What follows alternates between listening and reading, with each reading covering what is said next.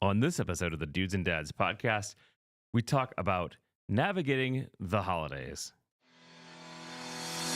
You're listening to the Dudes and Dads podcast, a show dedicated to helping men be better dudes and dads by building community through meaningful conversation and storytelling. And now, here are your hosts, Joel DeMont and Andy Lehman. Andy, Joel, hi. it's the holidays.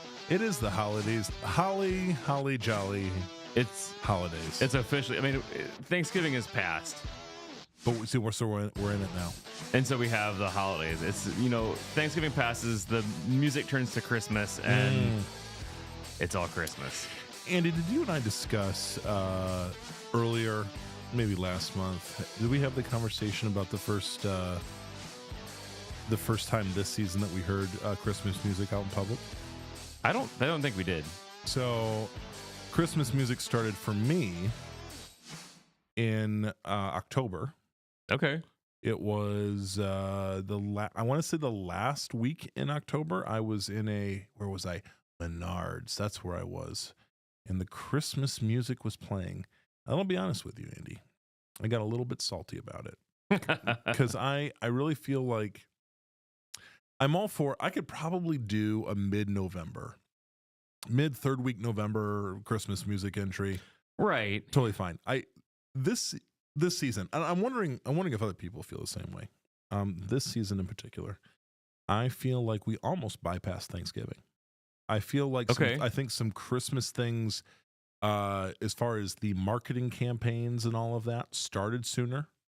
I don't know if there's certain economic uncertainties that are looming where everybody's like, listen, let's get people. Just get it in there. Let's get in there. Let's get in the holiday, Sure. the buying spirit, the gift giving spirit. Let's do it now. So we can make the most of the season. So I have felt like we've been in the holidays a little bit longer than the huge this year.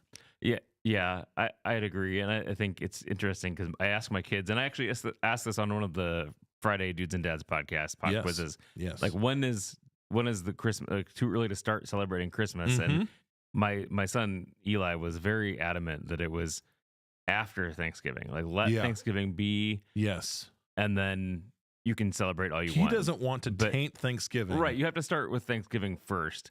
Let Thanksgiving have its own time. And then you're able to break out the Christmas music. As soon as you eat your turkey and say, right, Friday happens, it's time for Christmas stuff. Right. We don't want Thanksgiving to become the middle child of holiday seasons. Right. We don't want to forget. And just pass right over. Right. That's what we're saying.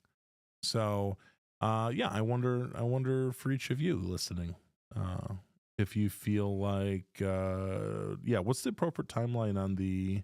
Let us know in the comments. Yes, I'd love to see what's the appropriate time to start. I know for us, the hacking down of a Christmas tree usually happens right after Thanksgiving. We gave up hacking down Christmas trees. You've gone artificial? Fake, yeah. You've gone artificial? And we did that a few years back, and I don't think we're going to go back. Interesting. It was just one thing. You set out the holiday priorities, and you said this is one thing that we can change. Yeah, well, I forget what the reasoning behind that was, but there was some specific reason that we decided we were going to go ahead and do a fake tree that year. I forget what exactly it was, but we went with it, and the kids weren't happy. But every year, it's just so much easier to do that. Yes, and it's not the same. I know that it's not the same, but it's less messy. Oh, for sure. And it's easy. You don't have to go out in the cold and do it. Yeah.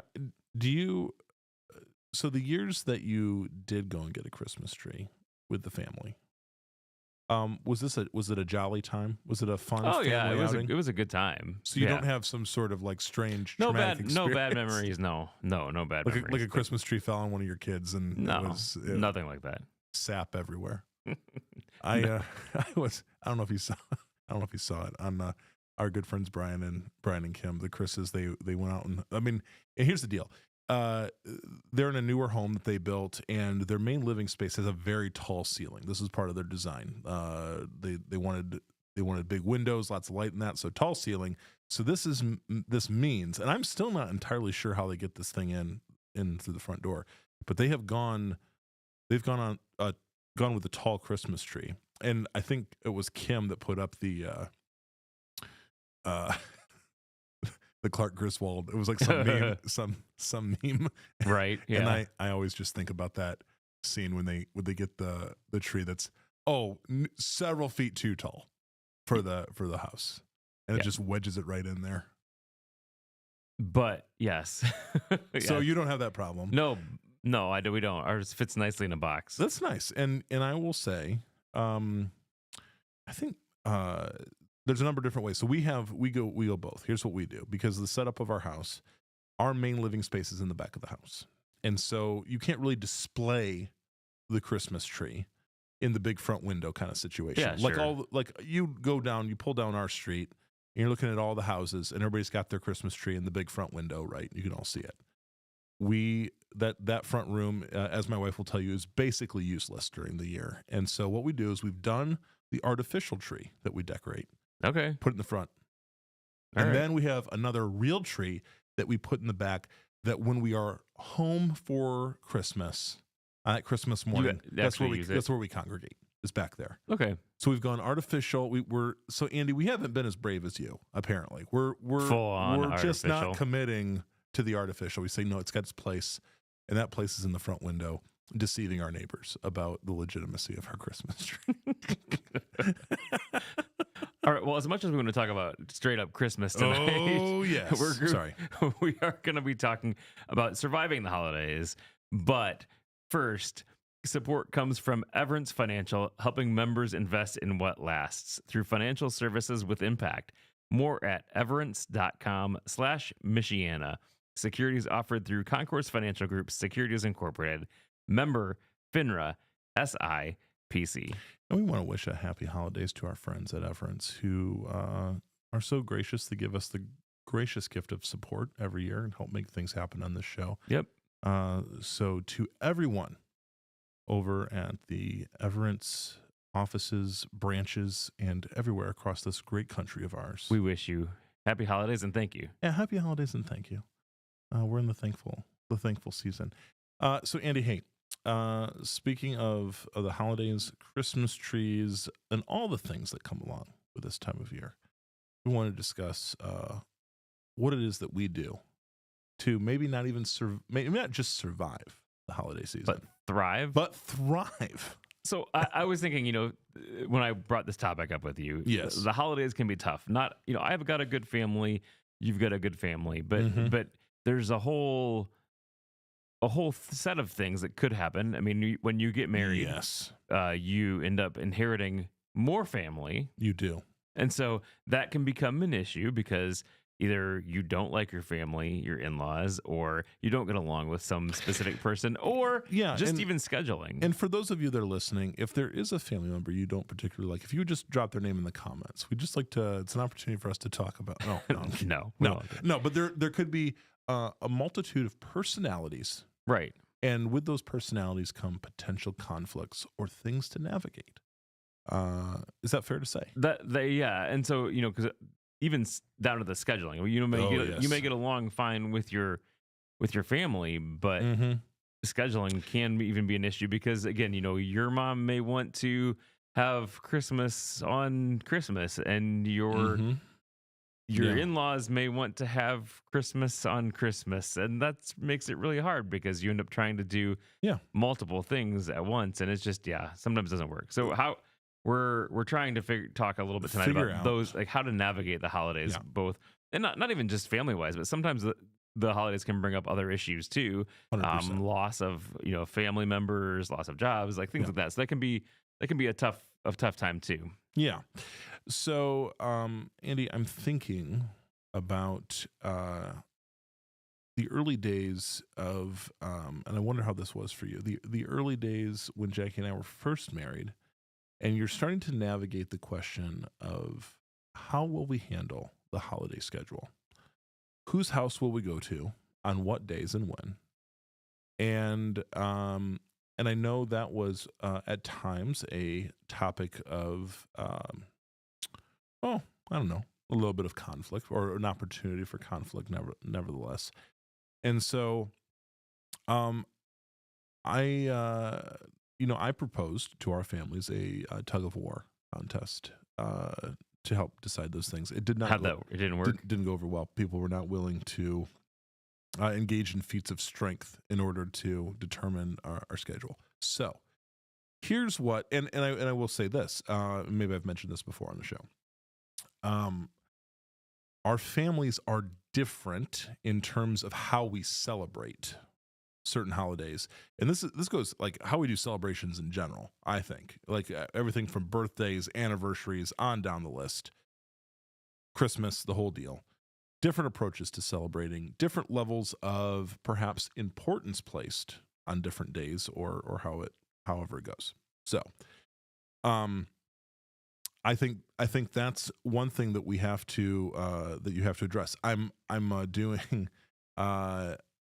premarital counseling for a couple right now. This is a conversation that comes up about who, where will you be? Have you thought about this? Have you had where will you be on these dates? Have you discussed this ahead of time? It seems to me, Andy, tell me what you think, that setting down, the family, like our family, setting down and saying, okay, what is the strategy? What will be the game plan for this year? And then communicating that as early out as possible. Yeah, I think that's key. And sometimes you don't really necessarily know what's going to be happening, but it is good to sit down with your calendar as soon as possible to know, okay, these are the times. And I think what's important is you need to decide for your family, your specific holidays. So if as a couple, so for instance, Julie and I, we need to sit down and go, okay, is there some time during these holiday season that we have something specific that we want to do for our family? Yeah. And so, because we have different traditions that we do, that we've started, we've been married almost 20 years now. And so we do have specific traditions that are incorporated with our family, our immediate family, not necessarily extended family. And so I think it's important to look at those things and say, okay, this is a good thing. This is something we just actually had to do. We had this season we decided to go with to my parents' house for Thanksgiving. We're going to be gone over the Christmas time, so we decided for Thanksgiving we're going to go to my parents' house. We're going to do family Christmas with them and my sister during that time. Okay. But however, we decided that we were going to, part of our tradition is to eat cinnamon rolls and stuff in the morning on Thanksgiving and watch the Macy's Day Parade. And delightful tradition, by the way. And so we said we're going to be doing that, and then we will come to your house. So it may be noon before we leave, because we have things that we're doing, and so that was our tradition. And so we said, this is what we're doing. Yeah, we will be there, but this is our. So I think it's important to sit down and say, as you're planning a year out, prioritize your family things first, your local family things first, and then go ahead and go ahead and do that. And so our friend Tim Blom actually says, I love this, if Tim. the holidays aren't busy enough for your family, do suggest a kitchen renovation on top of everything else going on. Yeah, absolutely. And that's true. Tim is doing that right now. And perhaps a large-scale system replacement project at work. Yes. Oh. So Tim's hitting both of the things. I'm doing that large system replacement at work, and Tim's doing the kitchen renovation. Tim, sounds like you've really figured out how to bring joy to the holiday season. seems like that's the way to go. If you you know what, Tim, let's I think we should have a post-holiday party for Tim. That's what we'll do. We'll host. He's been really on the comments lately. Gosh, I love it. Tim, we're going to send Tim a number one fan trophy. I don't have it yet, but I'll send it. Hey, so making that making the immediate family priority, setting that out. Have there been, Andy, I'm wondering, things that sort of traditions and priorities that you set out? One of two things. You set out early on in your relationship with you and Julie as you guys started having kids and all of that you had to change kind of midstream or partway through. Or were there new things that you introduced later had to like realize you had to introduce later on that you didn't start off with? Mm. I mean, I think. Well, I mean, even just the Thanksgiving thing. I mean, Mhm. that started fairly early, but especially it was more enunciated after we had, lost our daughter. Yeah. Yeah. Similar name, Macy's Day Parade. So, and it may seem silly, but that's something that we do. Yeah. And so that was something that we added afterwards. But I think, I mean, in general, like you don't really know as you get married what's important. And Yeah. that is hard as you're first married, because you do have, you're trying to meld and make your own traditions, And you're trying to please everybody. right? You're trying to that's the please other- everything, That's the other thing. but you're trying to meld and traditions that you may have done as a kid that your Right. family had created, but then also things with your wife or spouse and their their family, and so you're trying to meld these things together. And so it's really that can be a stressful time. And like you said, I think those are things that you need to talk about ahead of time, and you may not even realize that you're getting into them and that that's an issue, Yeah. because it's just not something you really think about until you've experienced it. But I think it's important to go in and say, try to realize, your family has expectations, my family has expectations, and then we're trying to come up with our own things as families, because it is important to do that. Yeah. And so, I mean, we started out with not really any traditions, and some things stick and some things didn't. But I mean, I can't think of anything more specific off top. But what about yourself? Yeah, well, I think some things have evolved over time. So, because one thing we haven't mentioned here is that when, like, in the holiday season, holiday travel's involved, right? Oh, right. And I think I've heard on the news that there's more holiday travel this year. Like, we're breaking holiday travel records this year, which is interesting. If you're having to travel, so. At the earlier, for the first several years of when Jackie and I were married, and even just before Jackie and I got married, her extended family lived in Cleveland area, and so we were, Chris. There was a very big, family Christmas celebration out in Cleveland, and I think.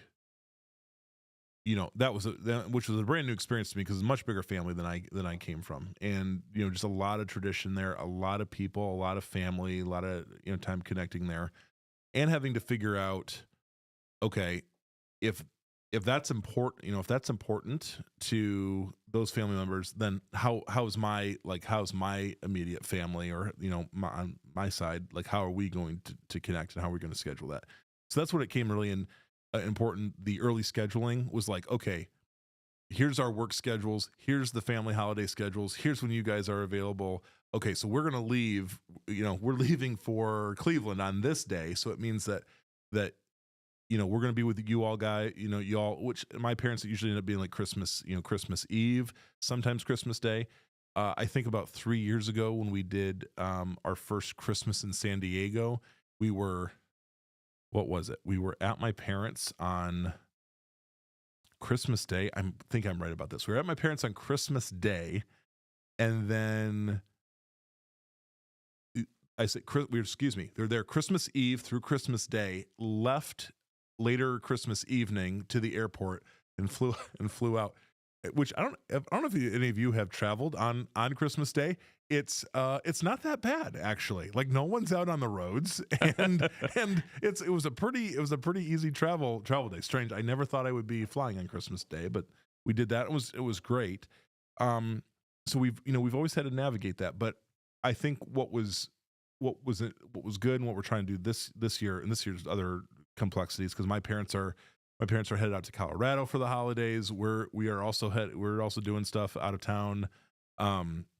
So we've had to schedule our Christmas with them, like in a week, like we're doing Christmas with them, sure. early.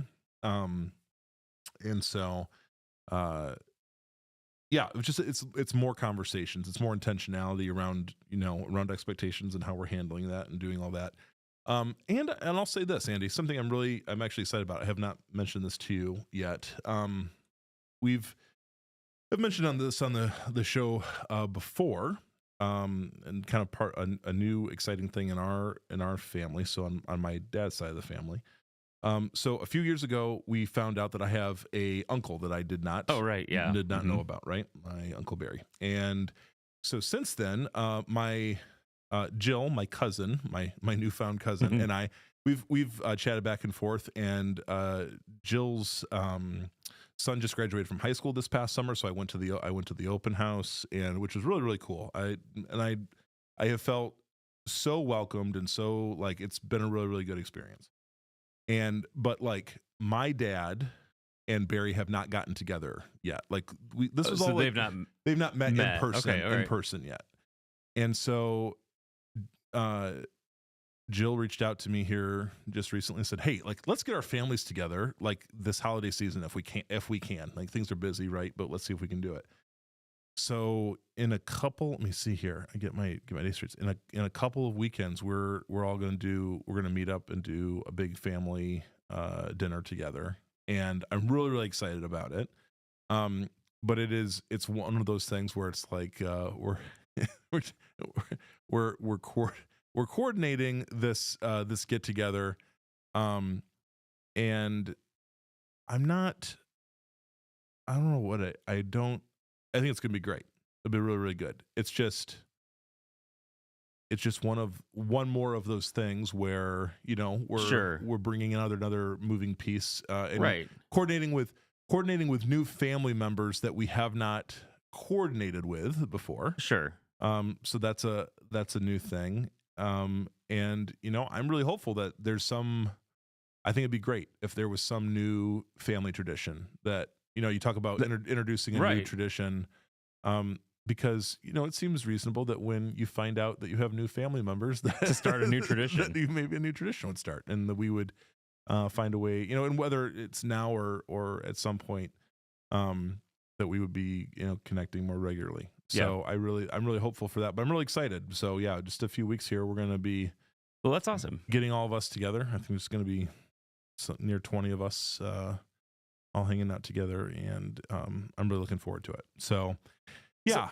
So now talking a little bit about not just trying to navigate schedules, because that can be obviously a big thing and can cause fights, right? I mean, it can. Yes. But also fights can be happening because you're getting together with family which you may or may not get along with. You know, you may have sisters and brothers that you grew up with, but now that you're not in the same household, you have different views, whether it be religiously or politically. Those are the two big things, right? I mean, those are the things that are going to start fights. And who doesn't love to talk about those things? A religious political fight, right?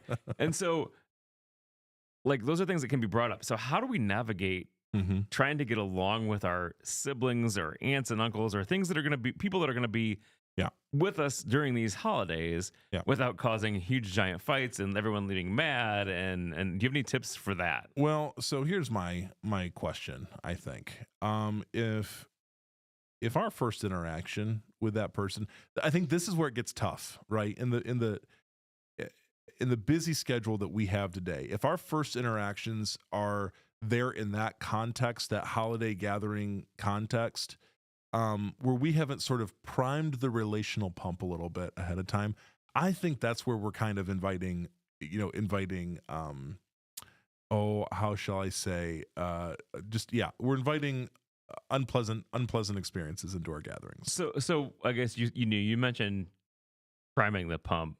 Yes. How do you do that? So, are there ways that you can, whether it's throughout the year or leading into the holiday season, reach out to family members, send cards and a greeting for Thanksgiving or an early Christmas card or things like that.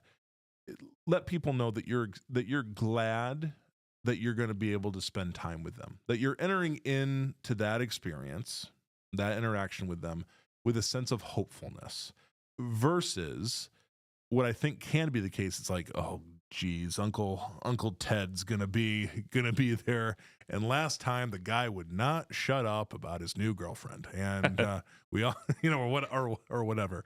We almost strangled his new girlfriend. Yeah, we almost strangled his new girlfriend. Um, is there, and then if that's all that's in front of you, and you're just like dreading the day, right? Uncle Ted, if he's somewhat self-aware or aware of the situation, is going to pick up on some of your bad vibes somehow. And I think you have the opportunity to at least ahead of time, in some way, shape, or form. We have social media, obviously. You can send a card, you can send a text, whatever it is. Just to send them something from Amazon. Perfect. A nice gift. And to do something a little proactively that just maybe kind of greases the gears a little bit relationally ahead of time. And so that you're entering into that season, that experience with a little bit of goodwill. On top of that, okay, you don't have to prove your rightness about a particular topic or whatever it is at a holiday gathering. Right. And sometimes I think that you cannot necessarily avoid that. I mean, by that I mean you may not be the one bringing it up. Right. Either they're bringing it up to you, or they're bringing it up to somebody else. Like when else. Uncle Ted goes like, "So Andy, tell me, what do you think about Palestine?" Right. I mean, those are one of those things that you're like, all right, it's for real. Yeah. Right. Yeah. I mean, but yeah, there's things you can't necessarily avoid. But I think some of the things that you can do is just kind of be aware of when topics may be going down that place that you are not comfortable with. Yeah. And usually there's places you can excuse yourself around. You can be like, hey, like I'm gonna real quickly be helping clean the dishes up, or I need some of that gas station cheese, right? Or a green bean casserole, right? Yeah, I mean, who doesn't want green bean casserole? But let's hear it for green bean casserole. But I mean, you can be aware of the conversations that are happening, especially if this is not the first time that these are going to happen. Yep. I mean, those people in your group, right, that are going to come, and there's probably going to be strife between the two of you, or you and somebody else, or they and somebody else. So this in the past. It's not like, oh, Uncle Ted just came and he's never fought before, but he's going to start bringing up fights. Right. Like Uncle Ted is sorry, Ted, Uncle Ted, we're picking on you. Yeah. If all the Teds out there, we're sure you're non-contentious people, and this was just the name that I picked. So sorry. But we know that Uncle Ted is going to be a fighter, and so we're going to go ahead and maybe make sure that we're not in a room alone with him. Or if there's a conversation going on with Ted, that there are other people that you could turn and just have a conversation and not make it awkward. But if you're in a big group, you could turn and say, "So, Sally, how's work? How are the kids?" And hopefully you're not bringing up something that's going to have two fights going on, right? But those are things you can be aware of. Yep. A little bit of planning, a little bit of strategy ahead of time can go a long way in all of those things. And also just recognizing on top of this, we were talking about family relational things. There's also can be sadness and loss in this time of year. You're reminded of the person that's not at the table with you. That has its own emotions and its own particular conflict. I know, for us, so for my family, when Jackie's grandma James passed away, that was sort of the transition. And I think everyone understood this, and I, because I had asked about it ahead of time, like, what will Christmas look like? Mm-hmm. And it was kind of a transition point in what Christmas looked like, where, the grandma James and her kids, and then their families, we all came together. Well, now those families have gotten bigger because the cousins are now adults and have kids and families of their own, and so things have kind of they've reformed, Sure. after years of transition. And there was definitely a sense of grief and a loss over that, and yet it was just kind of a natural thing that happened. I think it was done in a pretty, from my perspective, it was done in a pretty healthy way. And now I'll say, like, as stressed out as I sometimes felt about kind of the whole, like, as specifically as all of our kids got older and everything it meant of like getting all of them together and tracking out there and like trying to manage all of those kids and being in a small house and feeling kind of nervous about all that sort of stuff, like all those kids at grandma's house and all of that. Like, I will say, there's definitely an element of every Christmas I really miss part of that now, and I was just, I'm an in-law. I married into that experience. I think for Jackie and her cousins who did that since they were young kids, I can only imagine. I think that was a significant change. So there's some sort of version of that for, the holidays easily mark reminders for us of like things are not the same as they were previously. Sure. And you're kind of reminded of that and you reflect on that each year. And some of your traditions can change during that time. You can if you're used to going to grandma's house and grandma can no longer do that, or there's a loss of that. Even if grandma's still around, right? Yep. There's still a loss and a grieving of the ability for grandma to not be able to do the big giant party at her house where she used to, or if she's gone. Those things may look different. You may end up going to the cemetery and visiting grandma's grave on Christmas, or it just may look different than it did before. And so there's always, grief is a tough one too, because grief changes holidays. I mean, grief changes everything, right? Yeah. And so those are, that's something that you need, and you may not even realize that it's going to happen. I mean, that's one of the things with grief, right? It usually hits at the least expected part. Yeah, there'll be something in the holiday process and experience that will trigger a memory, will trigger a thing. Right, and it's not something that you can even usually prepare for, because usually you don't know that that's coming. Yep, that's coming, and so it's just it's something that's going to change. It could change your thing, and not only that, but you have to deal with the fact that everyone's grief is different. And so if you're getting together for the holidays, you may be having a tough time, and your sister may not, or your sister may be and you may not. So there's the things that you need to be aware of, and you need to be conscious of as you're navigating these holidays, because it's something that you don't know when it's going to strike. Grief strikes at any time. Yeah. But at the same time, you need to be prepared for that, and also give people their space and what they need to be, because it may be that all of a sudden you look and Susie is no longer at the house. She may be standing outside because she can't deal with the conversation that came up that you may not even be knowing about, right? Because she may be dealing with grief. Yeah.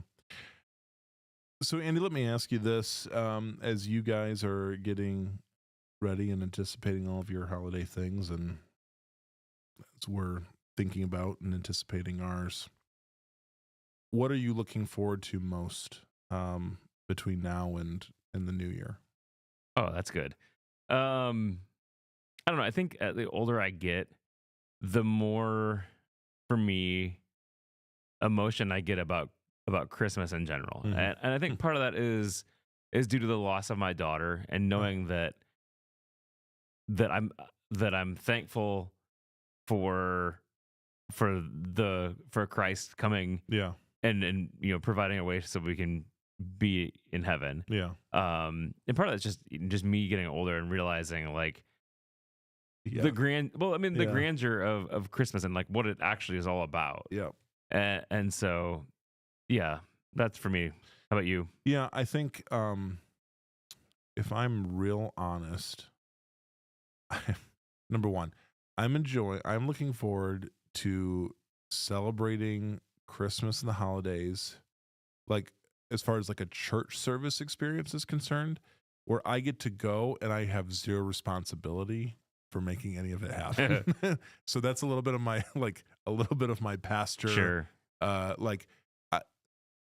I'm really trying to, and this is something I want to, I'm trying to invite my family into, and this is, now that we've gotten through Thanksgiving, it's probably the next kind of one of my intentional family conversations is I do really want to find find rest in this Christmas season. I think, just as you put it, I think to really keep the main thing the main thing.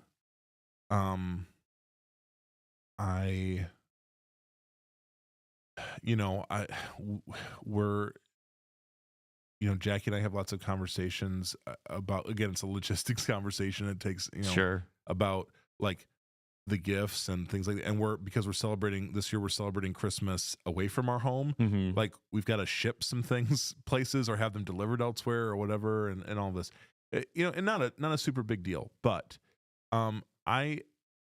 within myself, and it's a challenge for myself of really just saying like, okay, if we do all of this and my children are not crystal clear on the fact that this is ultimately a celebration about, the greatest gift that we could be given, Right.